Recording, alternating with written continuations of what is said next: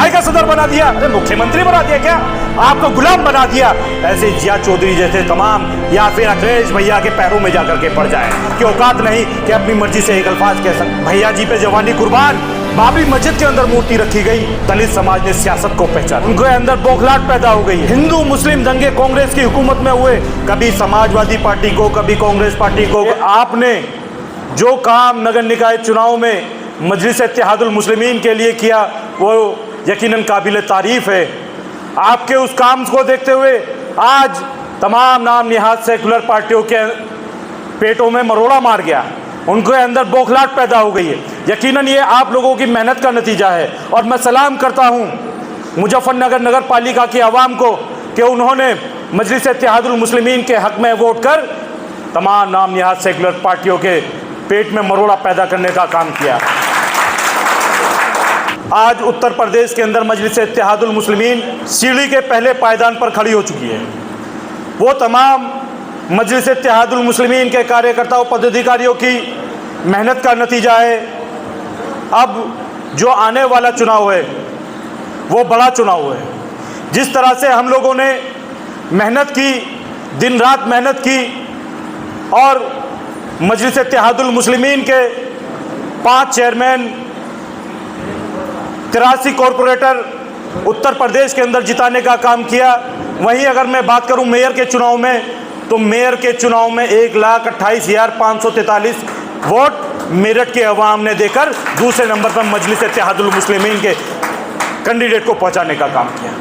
इसी तरह से गाजियाबाद के अवाम ने 27,000 वोट देकर मजलिस इत्तेहादुल मुस्लिमीन के मेयर के प्रत्याशी को अपनी मोहब्बतों से नवाजा और यह दिखा दिया कि उत्तर प्रदेश की अवाम जिस विकल्प का इंतजार कर रही थी वो आज मजलिस इत्तेहादुल मुस्लिमीन के रूप में उत्तर प्रदेश में आ चुका है। इस काम को आप रुकने मत देना। जिस तरह से बौखलाहट यहाँ के एक पार्टी के नेताओं के बीच में देखने को मिल रही है, उस बौखलाहट को कामयाब रखना और उस बौखलाहट का असर इतना होना चाहिए कि वो लोग या तो मजलिस इत्तेहादुल मुस्लिमीन का झंडा थाम ले या फिर अखिलेश भैया के पैरों में जाकर के पड़ जाए, अपने आप को सरेंडर करेंगे। वो होगा कब? वो होगा जब, देखिए मजलिस इत्तेहादुल मुस्लिमीन क्या है और मजलिस इत्तेहादुल मुस्लिमीन की आज उत्तर प्रदेश के अंदर ज़रूरत क्यों है, सबसे पहले हम लोगों को ये जानने की ज़रूरत है। उत्तर प्रदेश के अंदर इतनी सारी सियासी पार्टियाँ, फिर भी मजलिस इत्तेहादुल मुस्लिमीन ही क्यों? जब तक हम लोगों को ये नहीं पता होगा कि हमारी जमात की हमें ज़रूरत क्यों है, क्यों हमें अपने क़यादत की ज़रूरत है, क्यों अपने परचम की ज़रूरत है, तब तक हम लोग कामयाब नहीं हो सकते। इसलिए सबसे पहले हमें जानना ज़रूरी है कि 75 सालों से मुसलमान मुसलसल वोट करता रहा, कभी समाजवादी पार्टी को, कभी कांग्रेस पार्टी को, कभी बहुजन समाज पार्टी को, कभी लोकदल को, कभी निर्दल और पैदल को। आपको अगर इन पार्टियों ने वोट के बदले में कुछ दिया तो इसी देश प्रदेश के अंदर 30,000 से ज़्यादा दंगे कांग्रेस की हुकूमत में हुए। कितने दंगे हुए? 30,000 से ज़्यादा दंगे, हिंदू मुस्लिम दंगे कांग्रेस की हुकूमत में हुए। और उन दंगों के अंदर सबसे ज़्यादा जानी माली नुकसान किसका हुआ? उस गयूर मुसलमान का हुआ जिसने मुस्लिम लीग को ठुकरा कर कांग्रेस पार्टी को अपनी पार्टी माना। इसी देश प्रदेश के अंदर अगर बात करूं मैं, बाबरी मस्जिद का ताला खोला गया, बाबरी मस्जिद के अंदर मूर्ति रखी गई, तब केंद्र में कांग्रेस की सरकार थी। इसी मुजफ्फरनगर के अंदर जब दंगा हुआ तब केंद्र में कांग्रेस की सरकार थी। आपको ये समझना होगा, जब ये मुल्क आज़ाद हुआ था उस वक्त मुल्क के अंदर के हालात बद से बदतर थे। और मैं आपको बताऊं कि गवर्नमेंट डिपार्टमेंट के अंदर मुसलमानों की जो परसेंटेज थी वो 37% थी। कितने परसेंट थी? 37%। अब मैं आपसे पूछना चाहता हूं, 75 सालों तक वोट देने के बदले ये आपकी परसेंटेज बढ़नी चाहिए, घटनी चाहिए? बढ़नी चाहिए ना। लेकिन आज के डेट में आपकी परसेंटेज सिर्फ 2% है। 35% खत्म कर दी इस कांग्रेस पार्टी ने। ये आपको इस कांग्रेस पार्टी ने दिया। आपके मदारिसों को, यहाँ उलेमा इकराम मौजूद हैं, आपके मदारिसों को आतंकवाद का अड्डा कहा गया तब केंद्र में कांग्रेस की सरकार थी। ये लोग चाहे वो कांग्रेसी हों, सपाई हों, बसपाई हों, ये लोग समझ गए थे कि मुसलमान के अंदर भाजपा और संघ का डर बिठा दो और ये मुसलमान कहीं जाने वाला नहीं, क्योंकि ये लोग समझ गए कि मुसलमान गुलामी की ज़िंदगी अख्तियार कर चुका है।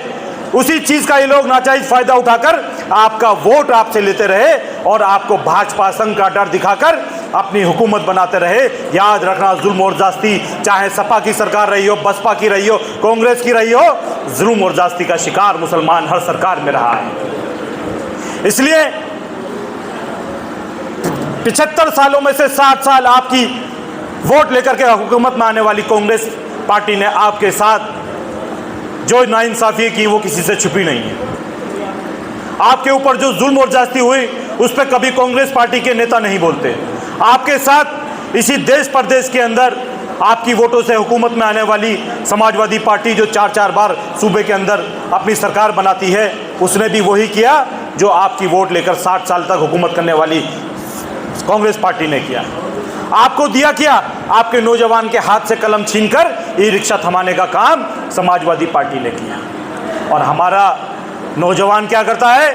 भैया जी पे जवानी कुर्बान। उस भैया जी के और उसके वालिद मोहतरम की अगर आप हिस्ट्री उठा करके देखो तो पूरी की पूरी हिस्ट्री आपके मुखालफत में निकलेगी और उन्होंने की पूरी ज़िंदगी आपको गुमराह कर आपके साथ धोखा करने का काम उन लोगों ने किया। लेकिन आपको गुमराह करने के लिए उन्होंने ऐसे जिया चौधरी जैसे तमाम नेताओं को ठेका दे करके भेज दिया कि जाओ इस कौम को गुमराह करो और इनके वोट लो। मैं देख रहा था अभी एक अध्यक्ष जी थे एक पार्टी के, वो बड़ा चिल्ला के कह रहे मुझे सदर बना दिया, मुझे सदर बना दिया। अरे मुख्यमंत्री बना दिया क्या? सदर बना दिया? काय का सदर बना दिया? आपको गुलाम बना दिया। अब आप उतना बोलोगे जितना अखिलेश यादव या उसकी पार्टी के नेता कहेंगे। आपकी औकात नहीं कि अपनी मर्जी से एक अल्फाज कह सको। चिल्लाते फिर रहे सदर बना दिया, सदर बना दिया। समझे? ऐसे सदरों को धुतकारो, इनका बाइकआउट करो।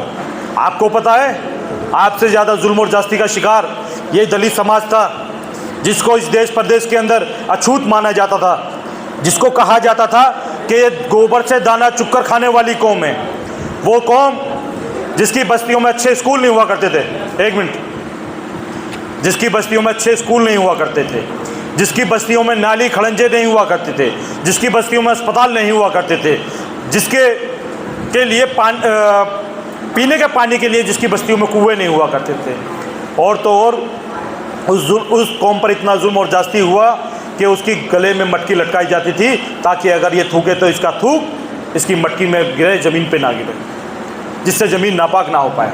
उसको इतना अछूत माना जाता था कि उसके पीछे झाड़ू बांधी जाती थी कि जब ये चले तो इसके पैरों के निशान भी मिटते जाएं, जिससे धरती पाक रहे। और तो और उस पर जुल्म और ज़्यादती की इंतहा यहीं तक नहीं थी, उस पर जुल्म और ज़्यादती की इंतहा यहीं तक नहीं थी, उसकी बहन बेटियों को पूरे कपड़े पहनने की इजाज़त इसी देश प्रदेश के अंदर नहीं दी जाती थी। और अगर कोई उच्च जाति के इंसान के सामने से कोई दलित गुजर जाता था तो उसको दंडित किया जाता था। ये जुल्म और ज़्यादती इसी देश प्रदेश के अंदर उस समाज के साथ हुई जिस समाज की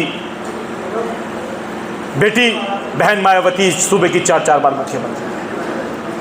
अब आप समझिए इतनी जुल्म और ज़्यादती के बाद में वो समाज आज आपको गवर्नमेंट डिपार्टमेंट के हर महकमे में मिल जाता है। आज उस जाति के तमाम नेता, तमाम पदाधिकारी उस समाज की बेटी के सामने जाकर के नमस्तक करते हैं। तो उसकी वजह क्या है?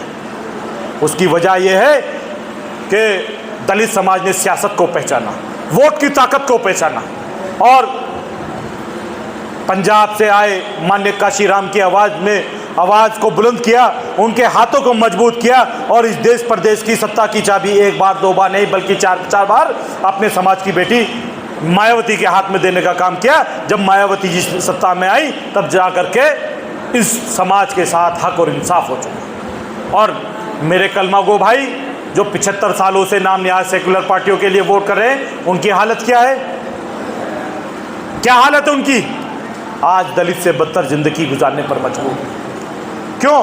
क्योंकि आप लोग सियासत से दूर हो गए। आपको दुनिया के अंदर अल्लाह ताला ने भेजा था तो हुक्मरान बना करके भेजा था, और आप क्या कर गए? आप लग गए यहाँ सपा बसपा कांग्रेस लोकदल जिताने में भाजपा संघ को हराने में। और मुझे उम्मीद है कि मौलाना इमरान कासमी साहब तमाम साथियों को साथ लेकर के चलेंगे। आपको संगठन का विस्तार किस तरह से करना है आप समझ लीजिए। पहले यहाँ कितने नगर अध्यक्ष मौजूद हैं? कितने नगर अध्यक्ष मौजूद हैं? यहाँ हाथ खड़ा कर लें जो नगर अध्यक्ष यहाँ मौजूद हैं। आप मुजफ्फरनगर से, आप मीरापुर से। मैं मौलाना इमरान कासमी साहब से कहूँगा कि जहाँ विधानसभा अध्यक्ष नहीं है वहाँ विधानसभा अध्यक्ष नियुक्त करें। और 51 लोगों की बॉडी जिला अध्यक्ष की होगी, एक्टिव बॉडी। कितने लोगों की? 51 लोगों की। उसी तरह से 51 लोगों की बॉडी विधानसभा अध्यक्ष की होगी। उसी तरह से 51 लोगों की कमेटी नगर अध्यक्ष की होगी। उसी तरह से 51 लोगों की कमेटी ब्लॉक अध्यक्ष की होगी। अब ब्लॉक अध्यक्ष नहीं चाहते हैं तो बचते हैं गांव। एक गांव में कम से कम 21 लोगों की कमेटी होगी। अगर हम लोग इस संगठन को बनाने में कामयाब हो गए तो इंशाअल्लाह ताला हमें जीतने से कोई नहीं रोक सकता।